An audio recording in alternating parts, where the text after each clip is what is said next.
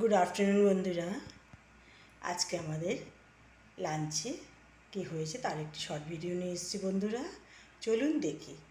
এই দেখুন, ভাত হয়েছে, পেঁপে সেদ্ধ হয়েছে,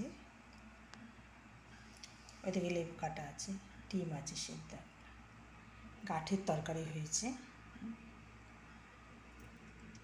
লঙ্কা ভাজা দিয়ে মাখবো, পেঁপে সেদ্ধ মাখবো, কুমড়ো শাক হয়েছে, বেগুন আলু দিয়ে রসুন ফোড়ন দিয়ে কুমড়ো শাকের চচ্চড়ি হয়েছে, ফ্যাসা মাছ এনেছিল, ফ্যাসা মাছ ভাজা হয়েছে, মাছের তেল হয়েছে, পেঁয়াজ লঙ্কা দিয়ে ভাজা হয়েছে, ডিমের কারি হয়েছে বরের জন্য, আর আমার জন্য পমফ্রেট মাছের ঝাল হয়েছে। ঠিক আছে বন্ধুরা, এই হচ্ছে আজকে আমাদের লাঞ্চের মেনু বন্ধুরা। এখানেই রাখছি, পরে আবার নতুন কোনো ভিডিও আসবো। নমস্কার।